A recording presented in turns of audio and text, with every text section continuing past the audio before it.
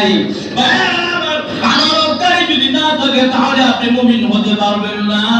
এইজন্য আল্লাহ রাব্বুল আলামিন সফল মুমিনের কোয়ালিটি গুলো বলতে গিয়া আল্লাহ রাব্বুল আলামিন বলেন সফল মুমিনের কোয়ালিটি গুলো বলতে গিয়া আল্লাহ আমানতদারি কথাও নিয়ে আসছেন। আমানতের খেয়ানত করলে সফল মুমিন হতে পারবে না, আমানতদারি খেয়ানত করলে সফল মুমিন হতে পারবে না। এইজন্য আমানতদারি খেয়ানত করা যাবে না, আমানত রক্ষা করে চলতে হবে, কথা সঠিক বলতে হবে, আমানত যার আমানত ফিরিয়ে দিতে হবে। আমার কাছে আমার সন্তান আমার আমানত, দেশের কাছে অর্থাৎ রাষ্ট্রের প্রধানমন্ত্রীর কাছে দেশের আমানত। ভাইয়েরা আমার, প্রত্যেকটা যেমন আপনি পরিবারে আছেন, আপনার পরিবারের আপনার কাছে আমানত। ভাইয়েরা আমার, এই জন্য প্রত্যেকের আমানত আছে। যদি আমানতের খেয়ানত করা হয় কিয়ামতের কঠিন ময়দানে আল্লাহর কাছে জবাবদিহি করতে হবে। এই জন্য আমানতের খেয়ানত করা। ভাইয়েরা আমার, ছোট্ট একটা কথা বললে আরো পরিষ্কার বুঝে আসবে।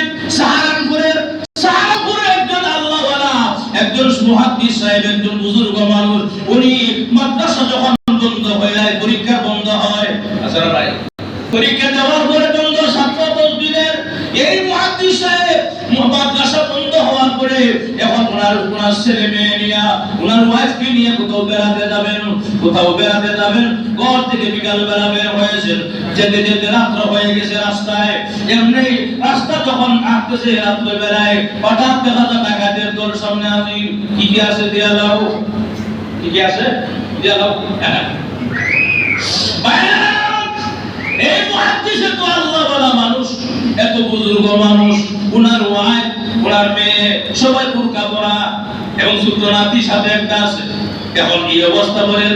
ও ডাকাতের দলেরা, ও ডাকাত ভাইয়েরা, আপনারা আমার ওয়াইফের গায়ে হাত দিয়েন না, আপনারা আমার মেয়েটার গায়ে হাত দিয়েন না, আপনারা যা লাগে আমি ওয়াদা করলাম সবকিছু আমি নিজের হাতে খুলে তোমাদের হাতে দিয়ে দিব।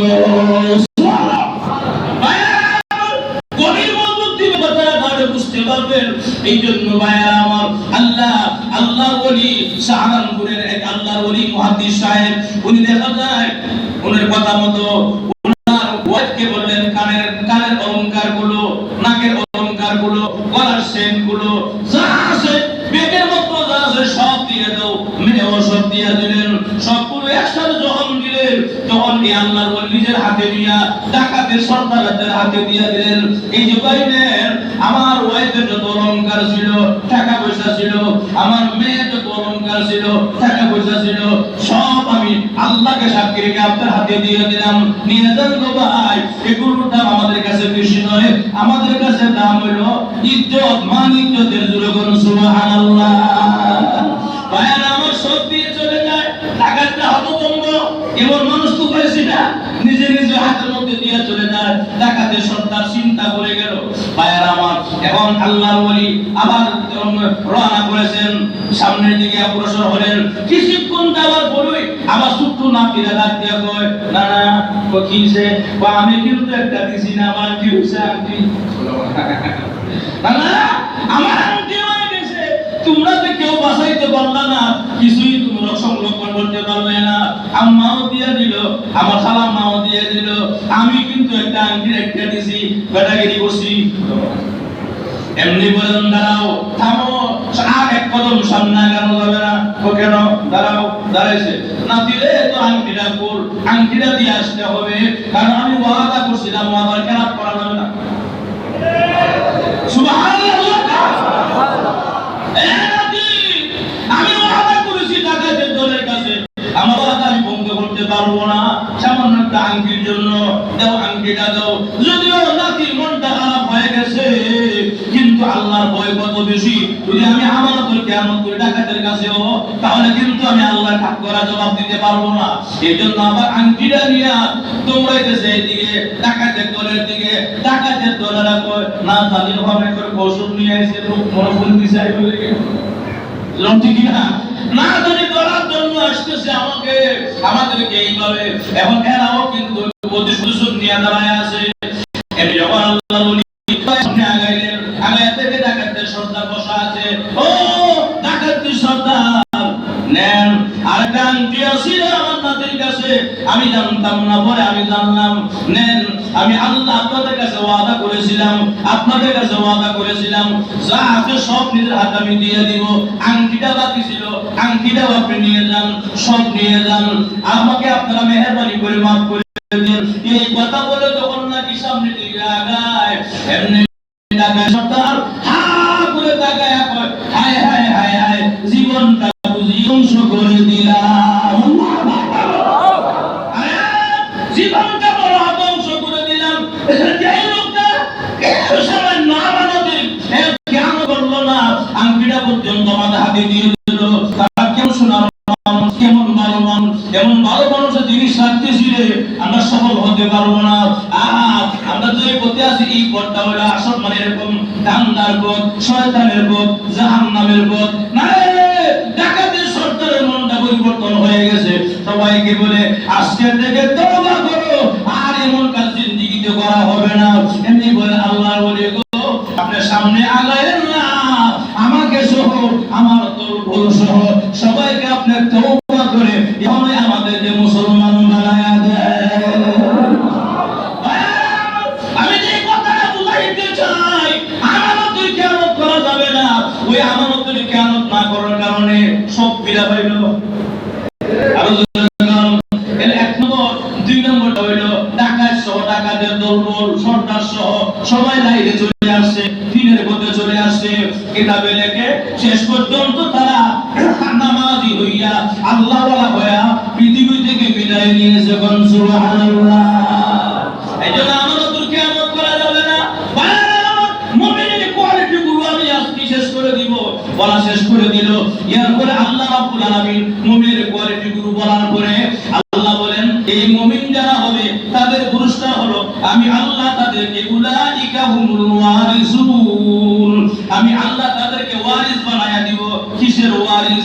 জান্নাতুল ফেরদাউসের।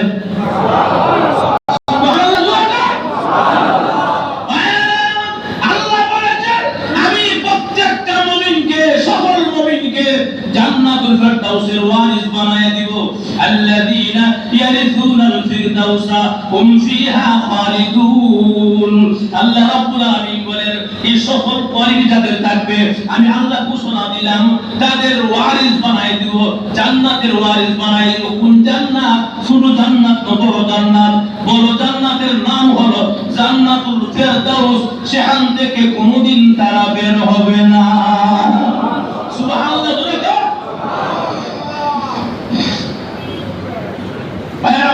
সকল মুমিনের কোয়ালিটি আল্লাহ বলেন জান্নাতুল। এখানে সূক্ষ্ম একটা কথা শুনলেন, এক মিনিট কষ্ট সাপদের সূক্ষ্ম কথাটা তাফসীর কিতাবে লেখছে। এটা হলো আল্লাহ বলছে ওয়ারিস বানাই দিব।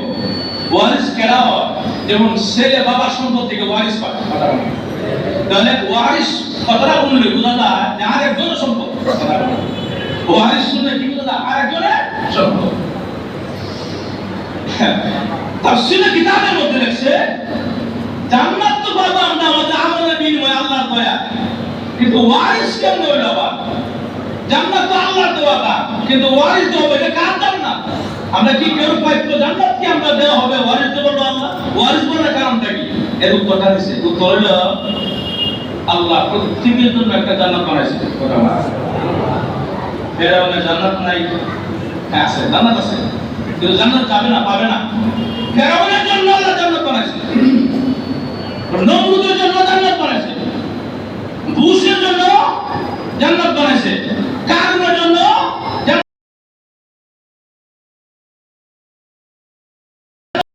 জান্নাতের ভিতরে একটা বালাখানা বানাইছেন আল্লাহ তাআলা প্রত্যেকের জন্য। সুবহানাল্লাহ। যারা ঈমান আনবে জান্নাত পাবে, যারা ঈমান আনবে না জান্নাত পাবে না। তাহলে ফেরাউনের জান্নাত কই যাব? নমরুদের জান্নাত কই যাব? তাহলে কিতাবে তাফসীর কিতাবে প্রত্যেকের জান্নাত যা সব, যারা জান্নাত পাবে না এরা জান্নাতের গোটা তো রয়ে গেছে। কথা বলা আল্লাহ বলেন যারা এই ছয় গুণের কোয়ালিটি, যারা এই ছয়টা গুণ অর্জন করবে আমি আল্লাহ তাদেরকে জান্নাত দিবই। ফেরাউনের জান্নাত, নমরুদের জান্নাতে এক্সট্রা মহা দেব। সুবহানাল্লাহ। এইজন্য আল্লাহ ওয়ারিস বলেছেন। ওয়ারিস কেন? আরেকজনের জান্নাত। বলি আরেকজনের কাজ ফেরাউনের জান্নাত একজন পাবে, নমরুদের একজন পাবে, হামানের একজন পাবে। কথা বলেন, বুঝেন নাই? প্রত্যেকের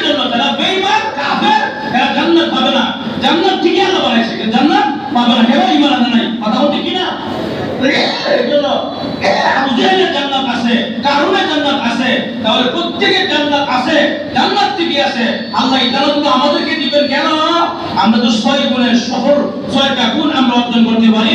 আল্লাহ তাআলা আমাদেরকে জান্নাত দিবেন ওই, আর এক্সট্রা আমাদেরকে আরো পুরস্কৃত করবেন, আরো এক্সট্রা জান্নাত দিয়ে যারা জান্নাত বাকি আছে। কথা বলা কথা আপনি বুঝছেন নি? এইজন্য আল্লাহ বলেন আল্লাযীনা ইয়ারিসুনা ফিল দাউসা হুম ফিহা খালিদুন। আল্লাহ ওয়ারিস বানাই দিব, মানে কোন জান্নাতে? ফেরাউনের জান্নাতে ওয়ারিস আপনি। কথা বলা নমরুদের জান্নাতের ওয়ারিস আপনি, হ্যাঁ আমাদের জান্নাতের ওয়ারিস আপনি, বুশের জান্নাতের ওয়ারিস আপনি। এরা জান্নাত পাইতো না। কথা বলা জরুরত কি না? তাহলে এই জান্নাতগুলো আল্লাহ আমাদেরকে দিবেন। মুমিনের কোয়ালিটি করা বলছি 6টা করা, 6টা। এর মধ্যে একটা হলো নামাজ ঠিকমতো খুশবুজু আদায় করা।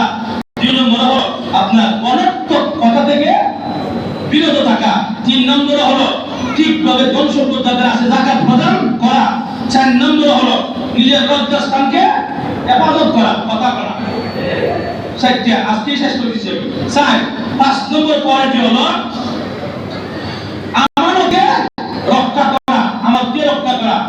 6 নম্বর কোয়ালিটি হলো নামাজকে আবার যত্নবান হওয়া, নামাজের প্রতি দায়িত্বশীল হওয়া। কথা হচ্ছে কি না?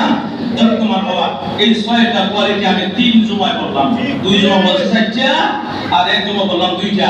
আল্লাহ আমাদের সবাইকে মুমিনের সবর 6টা কোয়ালিটি আমাদেরকে স্মরণ রেখে রেখে বাস্তব জীবনে ফিট করার তৌফিক দান করুন। আমিন। ওয়া আখির দাওয়ানা আলহামদুলিল্লাহি রাব্বিল আলামিন।